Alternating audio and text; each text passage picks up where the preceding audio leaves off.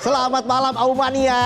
Malam. Jumpa lagi di Midnight Live episode 42. Midnight Live acara paling pas buat dipantengin bareng keluarga dan lebih waras dari grup WA keluarga. Soalnya isinya followartan berita politik dari kepala keluarga. Tapi kita tetap nyantai, soalnya di negara ini nggak ada serangan rudal. Tapi masih debat soal aspal asli apa palsu. Padahal kan memang asli, asli palsunya. Ronsen gigi, kan gigi palsu.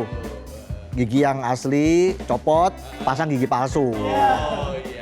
Ya udahlah, daripada penonton mikir kemana-mana, langsung aja kita mulai. Inilah Midnight Live.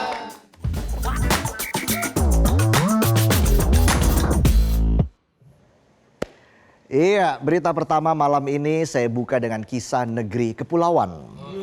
Belum kelar tepuk tangan setelah Presiden beresin sengketa 4 pulau di Aceh. Muncul lagi episode baru, kali ini sengketanya bukan antar provinsi tapi antar kabupaten. Jadi Trenggalek dan Tulung Agung rebutan pulau juga. Awalnya dikira 13 pulau, pas dicek lagi ternyata ada 16 pulau. Ini sengketa pulau apa reuni keluarga yang ribut soal tanah warisan? Padahal denah tanahnya aja nggak ada. Udah sibuk bagi-bagi duit. Kemendagri yang urus sengketa sampai keder, solusinya untuk sementara 16 pulau ini dipegang kendalinya oleh Provinsi Jawa Timur. Tapi nggak masuk Trenggalek atau Tulung Agung. Sekjen Kemendagri bilang keputusan final dibahas awal Juli. Artinya sekarang status pulau-pulau itu belum jelas. Kayak honorer kerja iya, status nggak jelas. Wakil Mendagri Bima Arya juga bilang harus hati-hati. Berkaca dari kasus Aceh Sumut, pemerintah tidak cuma cek peta tapi juga bakal cek sejarah dan kesepakatan masa lalu. Nah ini, ada nggak tuh sejarahnya? Jangan sampai hilang pas ditulis ulang. Bisa zong. Dan yang bikin geleng-geleng kepala, total ada 43 pulau di Indonesia yang masih bersengketa.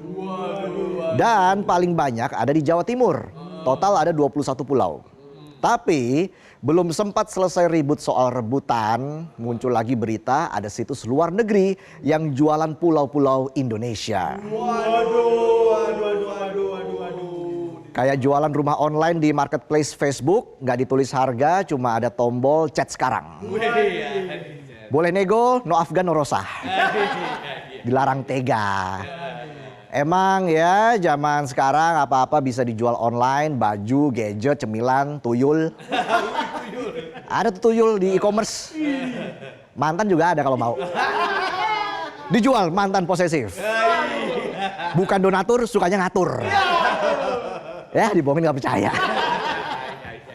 Yang ditawarin ada Pulau Sumba, Pulau Seliu, Pulau Panjang, sampai 4 pulau di Anambas. Dibilang cocok buat eco resort. Come on, padahal itu wilayah konservasi laut. Pemerintah langsung kalang kabut. Bima Arya bilang nggak ada istilah jual pulau, cuma dikelola 70%. Nggak dijual, tapi bisa dikelola sampai 70%. Ibarat penonton ya, punya rumah subsidi 14 meter persegi, terus dikontrakin 70%, sisanya tinggal 4,2 meter persegi alias sisa 2 kali 2 meter. Cuma sisa WC doang.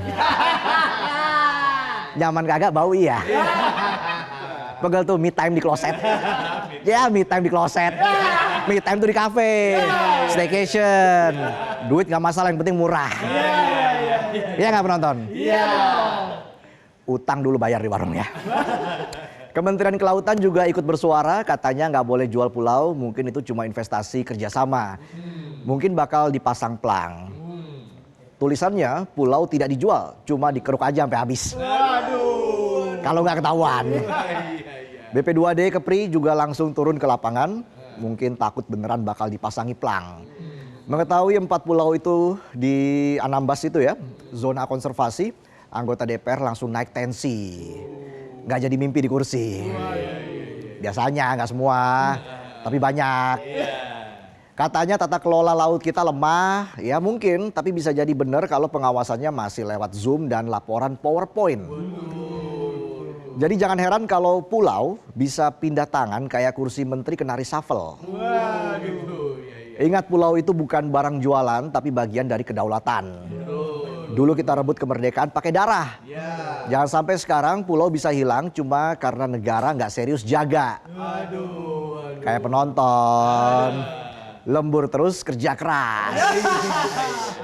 Tapi tenang aja ya, walaupun tidak nampak hasilnya, yang penting nampak sibuknya. Dan kalau gini terus, besok-besok bukan cuma pulau yang disuruh pindah domisili, tapi rakyatnya juga bisa malas berstatus WNI.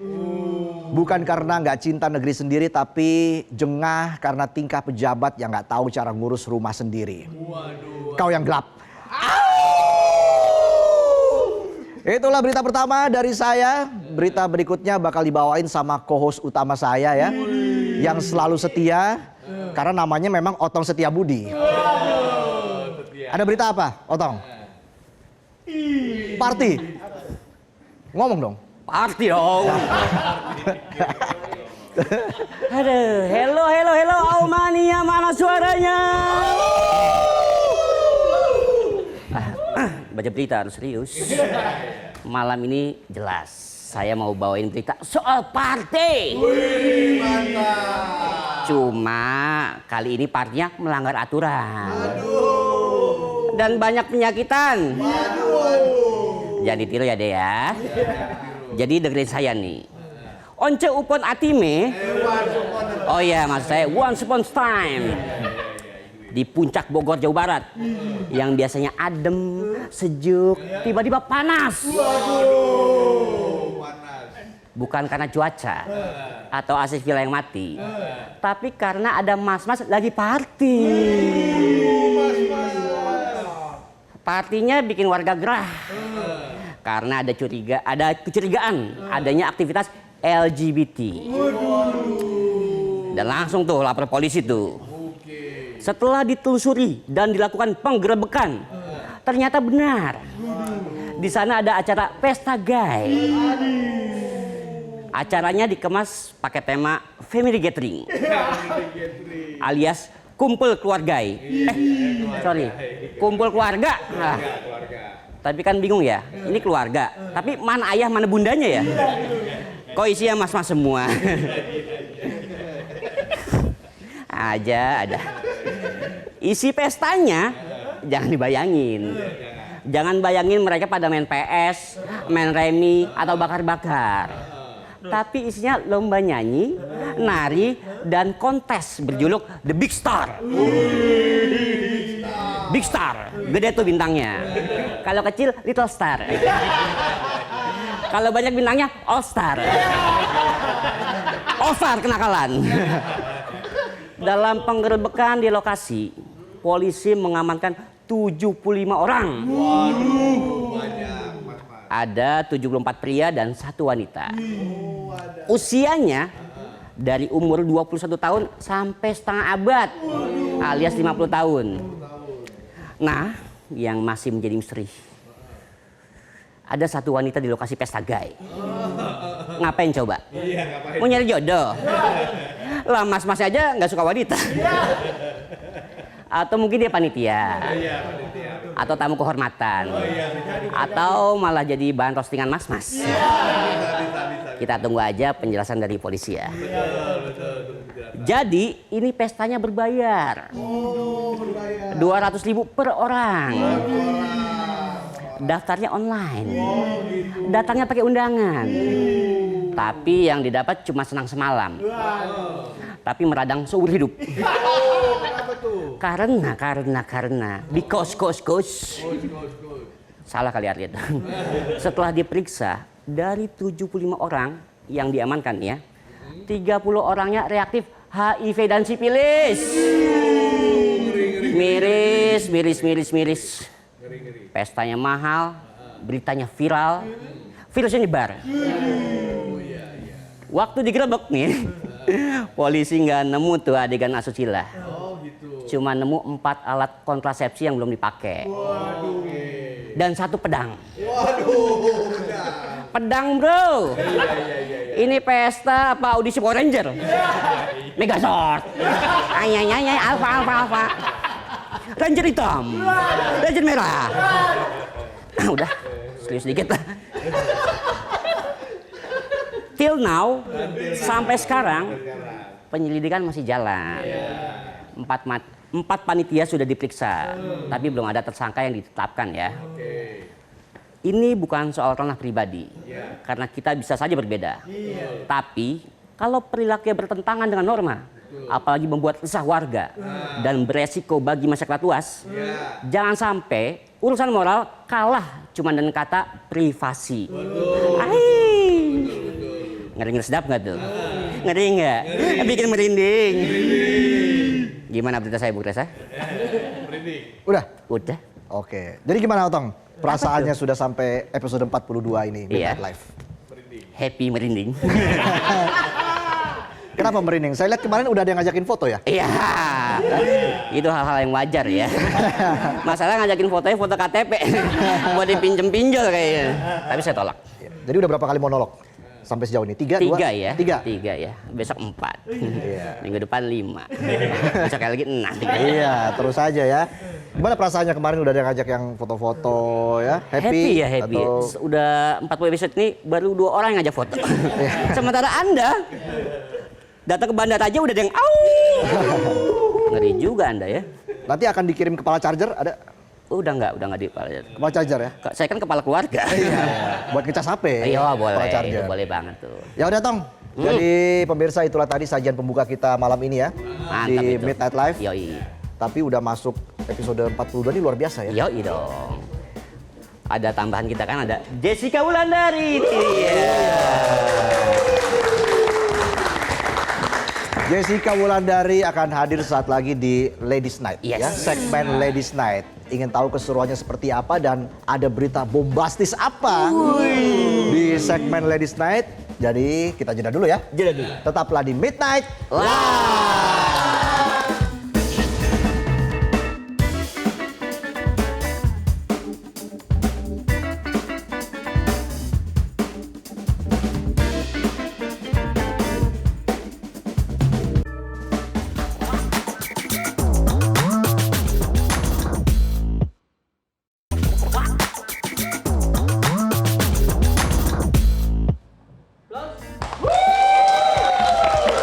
Selamat malam Kaumania. Jumpa lagi di Ladies Night. Masih sama aku Jessica Wulandari dengan informasi yang bikin mereka duduk di kursi empuk jadi nggak nyantai. Tanpa ghosting, tanpa gaslighting. Kita bakal kulik fakta pedas. Lebih pedas dari bumbu gosip di grup arisan.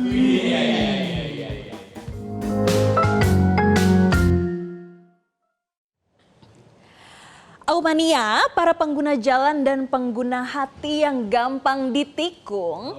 Sebelum aku kasih informasi, aku mau ngajak kalian semua untuk cek jalanan malam ini. Kira-kira kalau abis Ladies Night malam-malam gini jalan pulang aman apa enggak ya? Karena biasanya kalau malam-malam banyak tuh truk-truk yang muatannya gede-gede. Bikin ngeri, takut truknya nggak imbang, goyang-goyang, terus ambruk.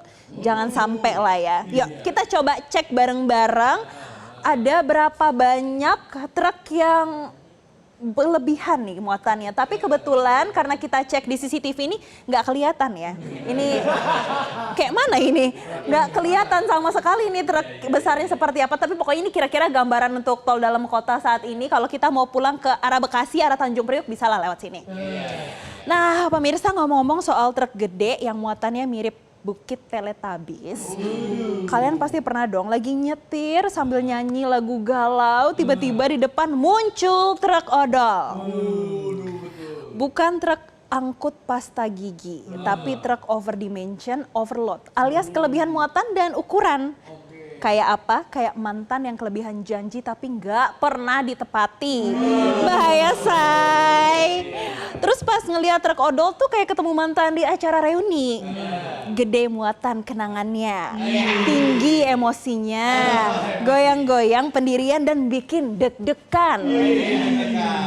Dan masalah odol ini bukan cuma masalah kendaraan dan muatan. Tapi gimana gambaran sistem logistik kita yang toksik. Jadi semua orang tahu kalau truk odol itu salah, bikin sopirnya capek, jalannya rusak, masyarakat bayarnya pajak. Tapi pemerintah kita tuh masih galau karena kalau ditertipin ongkirnya bisa mahal.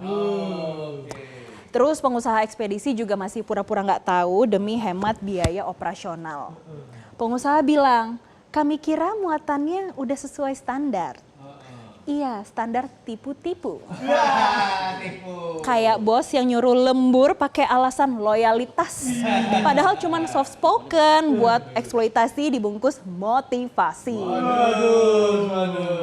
Tapi nggak sepenuhnya salah pemerintah atau pengusaha. Konsumen juga lucu, soalnya maunya murah, cepet, aman, dapat cashback, truknya baru, sopirnya ramah, banyak nuntutnya. Tapi nggak peduli, truknya layak atau enggak. Yang penting paket, nggak telat nyampe depan rumah. Giliran bayar susah. Cari pay later dulu, cari cicilan 0%, mentok-mentok nih ngutang uang PKK. Siapa tuh? Sebelumnya pemerintah udah janji kalau masalah odol harus selesai di tahun 2023. Tapi udah 2025 masih ngasih dispensasi. Kayak iklan kuota yang masa aktifnya lama tapi kuotanya baru mau stocking, udah buffering. Sekarang saat mau ditegaskan lagi, supir-supir langsung demo. Wajar, karena mereka juga korban. Karena truk odol bukan salah supir sepenuhnya. Kebanyakan supir cuma kerja, bukan pemilik, banyak yang dibayar per pengiriman, bukan gaji tetap. Jadi semakin banyak muatan, makin gede cuan, urusan keselamatan belakangan. Kalau selamat, alhamdulillah. Kalau enggak, namanya juga resiko kerja. Sistem odol ini kayak hubungan settingan di TikTok. Dari luar kelihatannya harmonis, ekspedisi jalan, harga murah, semua happy. Tapi dalamnya penuh tekanan. Supir ditekan pengusaha, pengusaha ditekan konsumen. Konsumen ditekan apa? Saldo rekening. Yang nggak ditekan cuman rem truknya, kadang blong. Kayak aturan odol yang ngeblong dari 2023 sampai 2025. BBM naik, tol naik, spare part mahal, jalan bolong-bolong, tapi ongkir harus tetap murah. Itu sih kayak kita yang disuruh diet, tapi tiap malam diajak makan fast food. Bukannya langsing, malah langsung obesitas. Belum lagi urusan pungli yang masih nggak bersih-bersih. Ukuran sesuai, muatan sesuai, tapi masih kena palak. Ya mending overload aja sekalian, minimal masih cuan lah. Jadi gini ya sayang, cinta dan logistik itu sama. Sama-sama harus sesuai kapasitas, gak boleh over. Kalau dipaksain malah bikin rusak. Gak cuma kendaraan tapi juga hati dan infrastruktur ikut rusak. Kalau infrastruktur sudah rusak nanti pemerintah teriak. Biaya pemeliharaan jalan membengkak. Ujungnya kita lagi suruh bayar pajak. Padahal siapa suruh pelihara sistem yang toksik kayak begini. Jadi urusan odol bukan cuma masalah muatan tapi masalah ketimpangan sistem logistik yang maksa untuk efisien di saat semuanya naik. Ini juga bukan sekedar soal ukuran, ini soal mentalitas. Yang penting murah dulu, urusan nyawa belakangan. Padahal harga murah itu ilusi, sama kayak gebetan yang bilang, aku serius, aku beda. Tapi baru ngedate sekali, udah minta split bill. Jadi udah saatnya move on, karena cinta, logistik, dan hidup itu paling aman kalau sesuai kapasitas. Nggak perlu over, nggak perlu drama. Ingat ya, sesuaikan muatan dan ukuran. Jangan ukuran kecil bilangnya besar. Muatan ringan nyatanya berat. Nggak perlu cepet-cepet asal tepat. Rem nggak blong, semuanya selamat. Oke, Aumania, itu tadi berita dari Ladies Night kali ini. Jadi buat para ladies yang kalau lagi jalan lihat truk odol, baiknya jaga jarak, jangan terlalu mepet kalau lagi mengemudi. Biar aman, ingat ada keluarga dan ayang yang nungguin. Dan selanjutnya usai jeda Midnight Live, kami akan hadirkan ada bintang tamu kita. Betul sekali. Ada siapa kira-kira nanti, Resa dan juga Oto? Legend. Komedian legend. Kita nanti akan ketawa ketiwi di sini. Ya. Bahasa Inggrisnya apa? Ketawa. Ketawa. Iya. Love. Jadi gimana kalau ketawa? Love, love. Jadi happy Tong ya? Wah, happy. Waduh, gak sabar Udah saya ini. masuk episode 42 happy Iya. ya. Jessica happy? Aduh dong, happy. Ada Ladies Night lagi kan? Iya. Perlu kita perbanyak apa Ladies Night ya? Wah, perlu dong. Kan dimulai bulan Juli ini kita nambah hari tayang. Oke. Bener gak sih? Bener ya? Belum koordinasi. Belum briefing. Jadi per Juli berapa hari tuh seminggu? Senin sampai Jumat, bro. Sekarang masih Selasa sampai Jumat. Yoi. Juli Senin sampai Jumat. Jadwal makin padat. Ya. Tipes. Yang minta foto makin banyak nanti. Aduh, ini mertua saya udah senang nih. Grup WA RT-nya, si Otong segmen berapa sih? Oh gitu ya? Yoi. Katanya mau dibeliin motor sama mertua. Diam aja. Kedengeran ntar. Bener? Ya udahlah, nanti kita ketawa-ketawa lagi ya. Iya, ada. Setelah jeda, karena tadi ada bintang tamu, dua legend. Dua komedian legend ya. Jadi tetaplah di Midnight Live.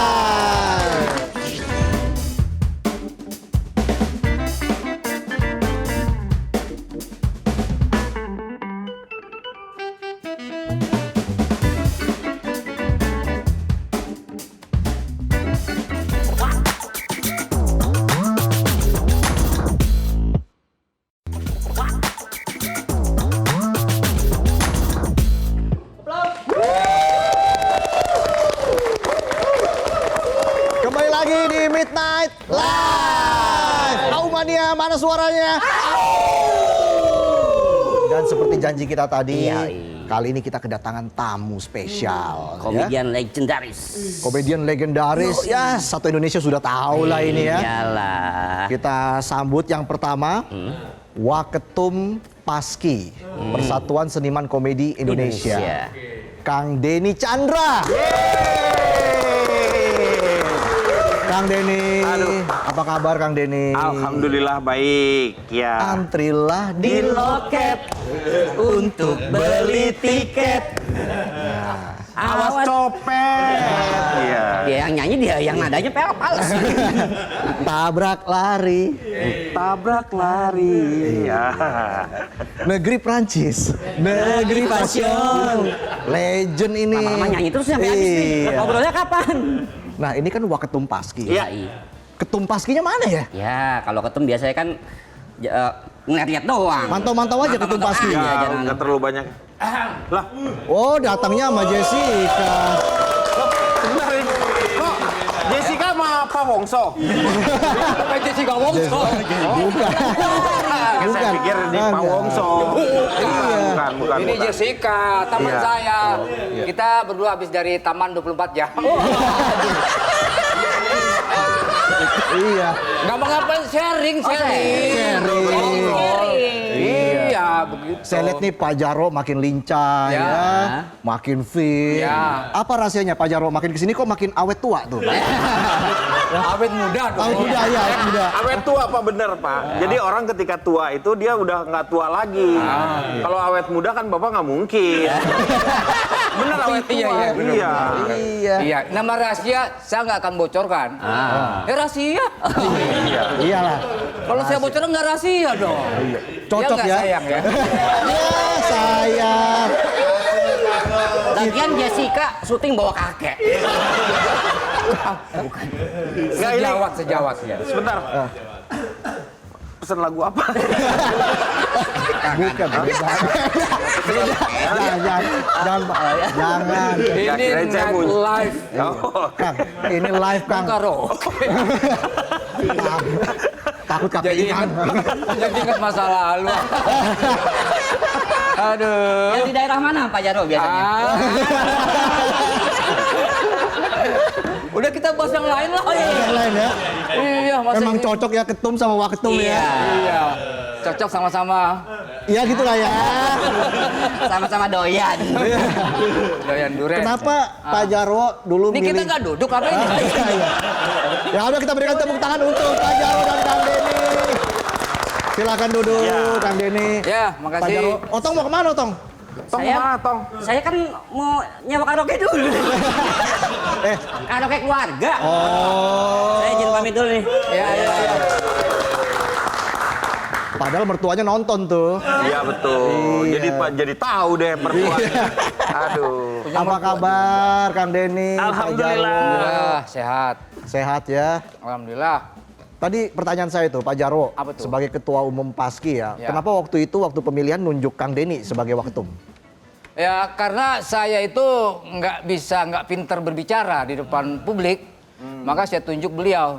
Pinter ya? Pinter untuk berbicara di depan publik gitu. Oke. Dan wakil ketua duanya itu Abdel Ahrian, Cing Abdel. Cing Abdel. Dia bidang yang namanya bidang event. Oke. Kalau Kang Denny bidang organisasi. Oke. Gitu. Kang Denny udah berapa lama berteman dengan Pak Jarwo? Sebenarnya kalau untuk secara dekat atau gimana nih? Kalau sebenarnya kita tuh nggak terlalu dekat-dekat banget sih. Oh iya? Enggak sih. Ini hanya karena kepentingan aja kita bersama. Oh. Kalau nggak ada kepentingan saya malas juga. Orang kalau Apalagi mencari saya. kalau mencari teman tuh jangan seperti kayak kulit durian gitu. Apa tuh maksudnya Maksudnya apa tuh? tuh? Ya ada lagunya. Apa tuh? Gimana sih lagunya? Mencari teman jangan pokoknya gitulah. Iya. Saya lupa lagunya itu. Cari teman memang susah. Bukan itu. Bukan, beda. Bukan. Maksudnya Pak Jarwo kulit durian? Bukan Enggak. dong, bukan. Isinya ya Pak ya. Lembek dong. Di luar ini dan mengkilat. Iya. Pak Jarwo udah berapa periode nih menjadi ketum? 2 periode. Ini udah masuk ke tahun ke-7. 7. Iya, tahun depan saya udah pensiun jadi ketua umum PASKI. Wih. Depan. Pakai seragam. Pakai seragam. Iya. Bisa. Lirikannya itu ya, Pak Jarwo ya. Jadi Pak Jarwo gimana? Ah, Selama 7 tahun ini apa suka dukanya menjadi ketum PASKI? ya seimbang sih antara suka dan dukanya. Sukanya saya bisa memimpin sebuah organisasi profesi yang mana di situ diamanahkan kepada ketua umum untuk meningkatkan martabat dari para seniman komedi. Oke. Dan di sini alhamdulillah untuk selama 7 tahun yang sudah berjalan ini banyak kegiatan-kegiatan yang sudah kita lakukan. Nah, di antara misalnya anugerah komedi, kita memberikan award kepada teman-teman seniman komedi. Ya. Kemudian ini siapa sih sebenarnya ini? Penonton, Pak. Oh, penonton. Ya? Penonton. Oh. Cuma pakai seragam metro. Saya pikir kaum doa apa kira sembako. Bukan berdua dia. Iya. Terus kemudian kita rencana untuk 27 Beasiswa September. juga, Pak. Oh ya, beasiswa untuk keluarga para seniman komedi. Ada 10. 10 Anda aja ngomong sendiri. Iya. Saya ngingetin aja, nginget. Pak Jarwo, Maaf ya. jangan marah-marah, Pak. Ada Jessica di sini. Iya, iya, Jangan marah-marah. Peredam amarah saya. Iya. Pasti. Jadi rencana 27 September kita juga akan mencanangkan Hari Komedi Nasional. Oke. Hari Santri sudah ada. Hari musik ada. Hari musik udah ada. Hari Film. Rusli ada. Hari Rusli. Hari film ada. Nah, hari komedi yang belum ada. Jadi ini sebuah bentuk bagaimana supaya pemerintah juga memberikan ruang ataupun apresiasi kepada seniman komedi gitu. Tapi selama ini sebetulnya dari pemerintah sudah memperhatikan apa belum sih Pak? Para Memperhatikan komedian. sebenarnya. Oke. Pak Denny jawab, saya nggak sanggup menjawab.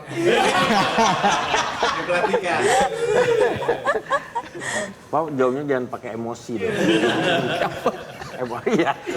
Jangan pakai emosi. Iya. Tadi pertanyaan apa? Tadi gara-gara saya pakai emosi tadi. Oke. Tadi pertanyaan apa? Yes. Apakah selama ini pemerintah sudah memperhatikan baik dari sisi kesejahteraannya dan juga gimana sih untuk regenerasi ke depannya gitu, Pak? Iya, sejauh ini sih belum ada ya, Dek ya. Kita ngobrol berdua aja nih Kang ya. Iya. Oh, ada orang lain ternyata. Itu suaranya Pak, Bapak tuh suaranya suara apa gitu ya? Ya begitu gitu ya. Nggak usah, biasa aja, tegas aja kayak bicara seperti itu. Nggak boleh itu menarik perhatian namanya. Oh gitu ya? Nggak boleh. Ya jadi begitu. Jadi bahwa sejauh ini kita ya bergerak dengan sendirinya aja. Dengan AO aja ini. Jadi kita bergerak sendiri aja gitu. Berorganisasi bagaimana kita menjalankan organisasi dengan sendirinya. Dan ya dengan adanya Hari Komedi Nasional itu, nah mulai sekarang ini pemerintah bisa memberikan apa ya, semacam apresiasi lah buat Paling nggak seni kita komedi. nanti organisasi itu mendapatkan yang namanya dana heboh. Dana hibah. Dan heboh. Ya kalau misalnya udah dapat dana heboh itu biasanya teman-teman yang lain juga ngikut gitu jadinya. Yang selama ini tuh Pak Jarwo diangkat menjadi ketua itu bukan karena Pak Jarwo memang mampu, karena nggak ada yang mau. Oh gitu. Seberat itu jadi ketum Paski ya. Nggak ada duitnya organisasi. Iya. Organisasi itu nggak ada uangnya sebenarnya. Kita berjalan sendiri seperti itu, jadi menjajakan proposal-proposal yang seperti kayak gitu. Tapi alhamdulillah sampai sekarang ini Tapi kita ormas ya, Kang? ormas. Ormas ya? Iya. Tapi malak nggak? Oh, enggak. Oh, enggak ya? Enggak. Kita halus mainnya. Jangan dong Pak. Terus nih, Ini kalau rapat ketawa-ketawa gini ya, Paski kalau lagi rapat atau gimana? Serius gitu? kita serius kalau rapat itu. Serius? Iya, soalnya kita komedi itu sebenarnya serius kan. Jadi kita ya misalnya kalau rapat ya untuk menghasilkan sesuatu ya kita harus serius. Kalau bercanda terus ya nggak bakalan ada hasil yang kita dapat. Cocok 3 periode kalau gitu. Nggak boleh. Saya nggak punya saudara di MK jadi. MK apa tuh MK? MK. Majelis komedi. Majelis komedi. Ini mancing aja. Bukan. Coba. Di luar nggak ada yang seragam, nggak ada berseragam. Nggak apa, aman ya. Aman. Penonton aja pakai seragam Metro ya. Iya. Jadi di ADART Paski itu emang bahwa untuk jabatan ketua umum itu dan ketua Paski di daerah itu ya 2 periode. Oke. 1 kali periode 4 tahun. Sekarang ini udah ada 17 pengda. 17 pengurus daerah. 17 pengda. Pengurus daerah. Oke. Dari mulai yang terakhir kemarin adalah di Papua Selatan. Moga-moga kita dapat juga nanti yang di Aceh. Kita berusaha juga untuk ada perwakilan dari sana. Karena komedi itu kan lahir dari sebuah folklore di mana kita tuh kan banyak sekali sukuan. Kadang-kadang kalau misalnya kita ngelihat salah satu itu karena kebiasaan komedi ya dari mereka gitu kan, berbeda dengan budayanya dengan kita, kadang-kadang nggak terlalu lucu gitu ya. Tapi untuk teman-teman yang mereka memang lucu yang seperti itu. Dengan seringnya kita bersama-sama seperti itu, kelucuan itu jadi tidak ada. Iya. Karena bahannya diambil semua. Beragam, maksudnya jadi beragam gitu. Itu yang membuat jadi kita saling mengenal satu dengan yang lainnya begitu. Gitu ya. Iya. Ya memang harus ngelawak ya, kalau ngobrol sama komedian kan juga harus bisa saling mengisi kan, apalagi tektokan begitu kan. Iya betul. Pernah nggak Pak Jarwo ngelawak tapi nggak ada yang ketawa? Pernah. Pernah. Itu di sebuah night club dulu. Night club. Oke. Iya. Oh, nyaut aja. Ini masuk sini. Masuk. Gimana ceritanya tuh Pak? Iya, kita ngelawak di night club itu setelah Nggak ada yang kita ketawa nggak ya? ada yang ketawa, setelah selesai kita lihat nggak tahu tamu Korea. Udah gitu mabuk lagi. Pantes aja. Melaut ya. Iya, pantes aja nggak ada yang ketawa. Tapi memang susah ya jadi komedian itu, apalagi dalam sebuah grup harus tektokannya harus pas. Gimana Susah. Kang Jadi Denny? komedian itu sebenarnya yang menjadi kesulitannya adalah mereka itu harus jadi kebanyakan komedian itu lebih banyak stresnya dibanding dengan seorang penyanyi. Kalau penyanyi pada hari ini dia menyanyikan lagu ini, terus besoknya dia menyanyikan lagu yang sama, malah diminta sama penonton, nyanyi yang lagu itu dong gitu. Tapi kalau komedian, begitu kita udah ngasih punchline yang ini, terus besok dipakai, wah itu kan udah kemarin gitu. Jadi kita tuh dipaksa untuk terus berkreasi gitu, mencari sesuatu yang baru begitu. Soalnya lebih di bawah penyanyi lagi. Ya, yang jadi permasalahan dulu tuh. Masa? Tapi sekarang mah enggak lah. Kita Enggak, lihat sekarang kan udah mulai maju.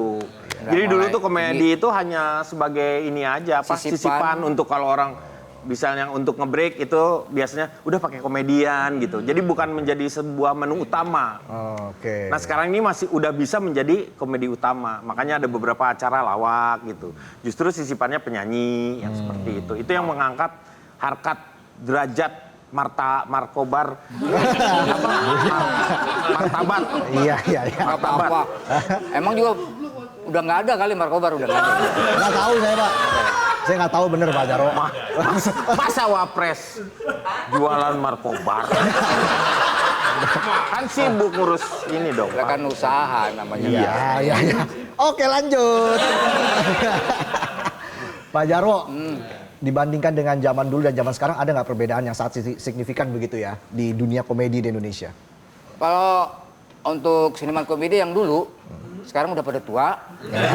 Iya, jelas. Itu beda. Iya. Ya zamannya gue udah beda, pasti beda selera orang ya. Kalau dulu kan trennya grup-grup lawak gitu kan. Kalau sekarang kan stand up komedi gitu. Terus kemudian cara ngelawaknya juga beda.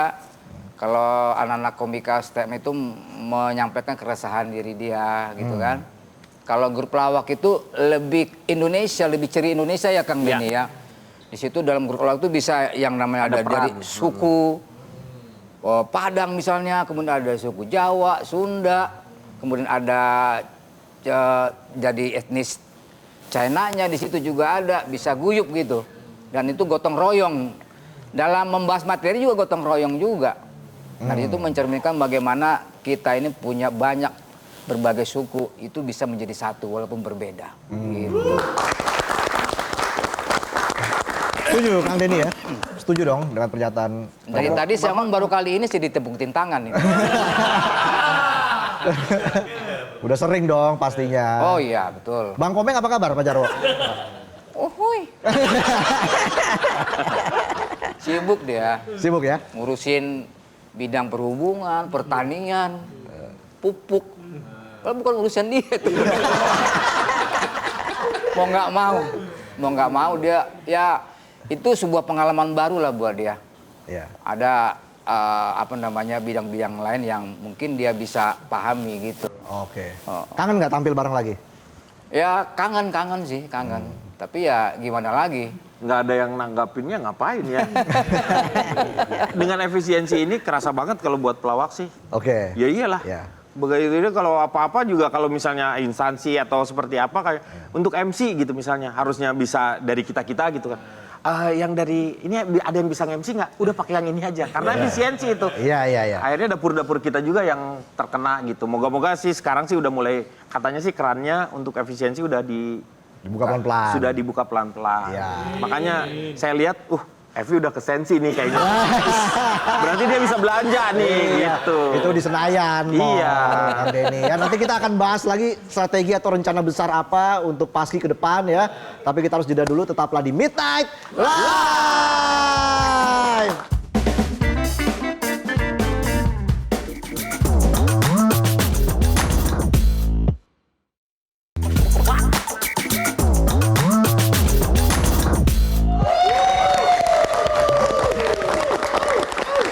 Kembali lagi di Midnight Live. Mania mana suaranya? Gelap. Gelap.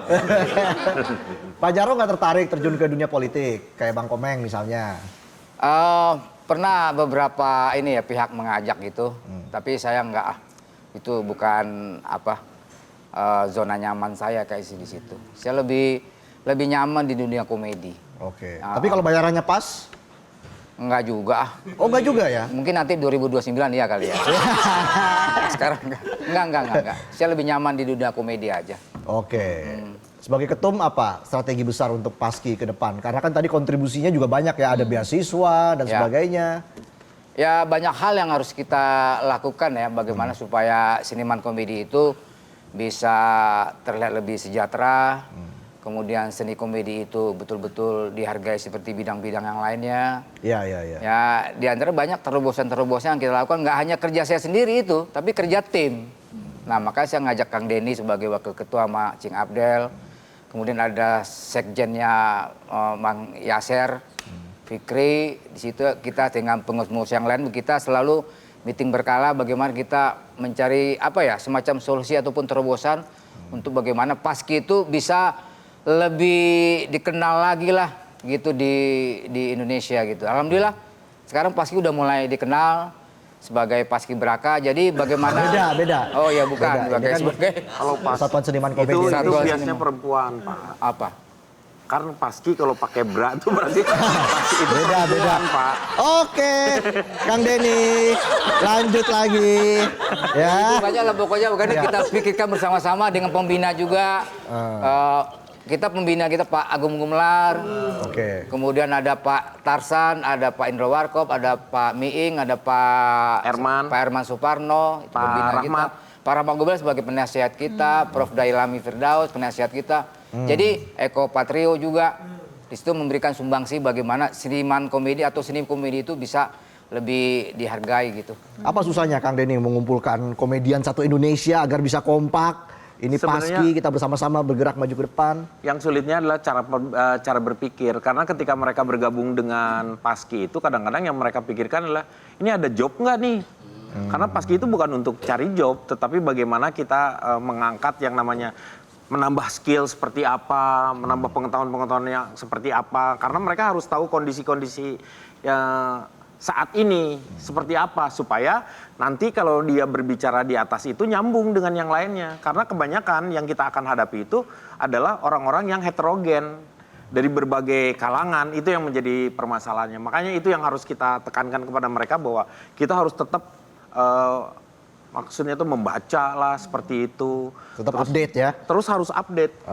Nah, tapi Kang kalau dengan adanya YouTube, TikTok, itu sebetulnya membantu atau enggak sih?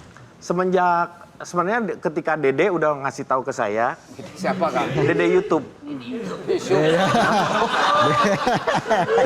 Dede Yusuf ya. Dede YouTube. Kamu masih lucu aja ya.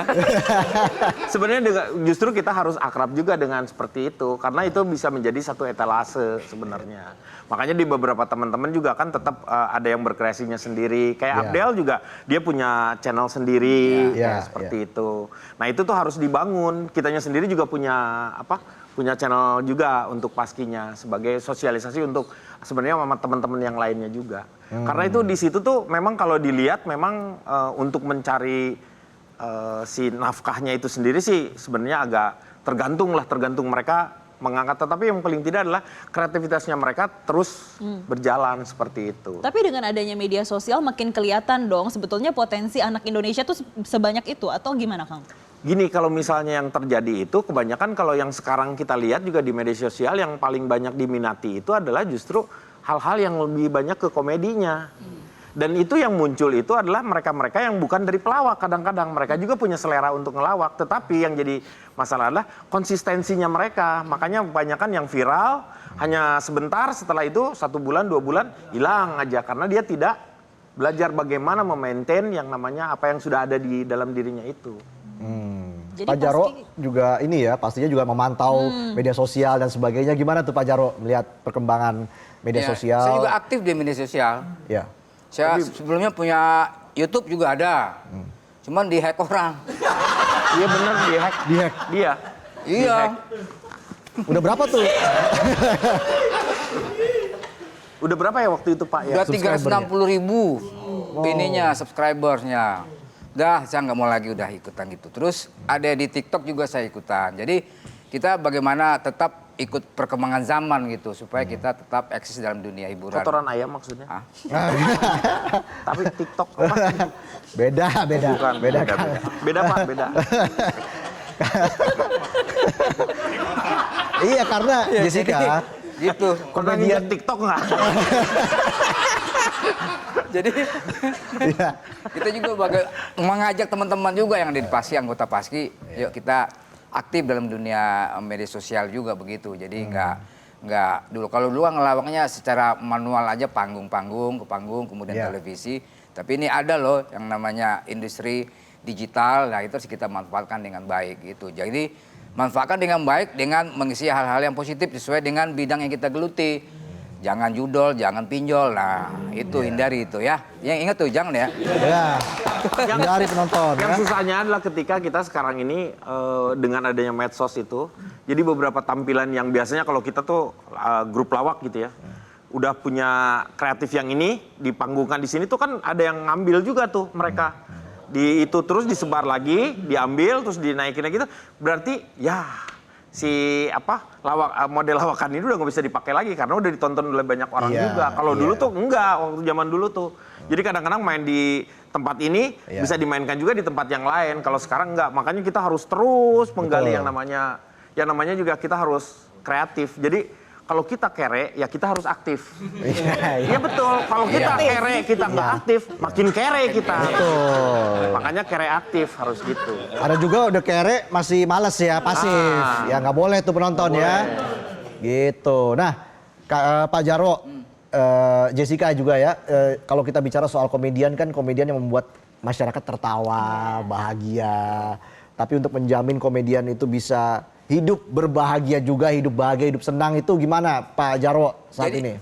Dari diri kita sendiri semuanya sih berjuang sih. Jangan kita terlalu bergantung kepada pihak lain, berharap kepada pihak lain. Dari diri kita sendiri kita harus yang namanya kreatif, kemudian inovatif, fokus kepada bidang yang kita geluti. Itu aja sih kuncinya sih, dan sabar. Jadi Jadi kan maksudnya tuh gini Pak, Bapak tuh dengan apakah Bapak bisa menjamin dengan kita menjadi komedian itu bisa hidup selamanya? Ya. Bapak mah enak sekarang kalau Bapak berhenti komedian, Bapak masih piara tuyul. Lah, yang lain belum tentu Pak. Iya, Apalagi yang muda-muda nih. Yang muda-muda, Kang Denny, yang nggak bisa, Gen Z. ya itu salah satunya. Loh, kita dulu kan berjuang Pak Denny dari awal, dari bawah sampai sekarang kita Iya, seperti betul. ini. Belasan tahun kita berjuang. Masuk dari gitu dari bar-bar. Gitu. Iya. Jadi dari bar to bar, kemudian Iya. kita bagaimana ikut lomba-lomba lawak dulu. Itu saya grup lawak di Amar tuh dibayar itu di Ancol pernah 25.000 25.000. zaman itu ya. 25.000. 25.000 untuk 4 orang, dibagi 4. Oke. Kemudian nasi bungkus 4 orang saya. Jadi Iya. kita itu Kalau sekarang bayaran termahal Pak Jarwo berapa nih? Bayaran termahal. enggak lah itu Maka tergantung rahasia. main film berapa. Beda-beda. Oh, beda-beda. Main di film berapa, di sinetron berapa, Oke. panggung berapa, itu tergantung. Endorse juga berapa. Iya, boleh. Nggak boleh. Bapak kemarin itu berapa 200 juta ya untuk endorse? Wih. Dia endorse beliau apa tapi kan? dia tolak. Dia tolak. Itu yang obat nyamuk kunyah. Beliau tuh di endorse obat nyamuk kunyah. Obat nyamuk kunyah tuh ada ya. Kunyah. Jadi biar nggak kena ini si obat nyamuknya Iya, kunyah. kunyah. Oke lah, kita berikan tepuk tangan untuk Kang Denny dan juga Pak Jarwo. Sukses terus untuk Paski ya. Iya. Iya. Dan semoga lancar terus apapun yang nanti akan dikerjakan oleh Endingnya Paski. nggak enak banget jamu. Ya udah Kang Denny deh. Kata-kata hari ini atau harapannya untuk Iya. dunia komedi Indonesia. Kata-kata hari ini, jadilah diri sendiri. Karena kalau jadi orang lain, Anda bukan diri Anda sendiri. Iya. Oke, sampai jumpa lagi di Midnight Live.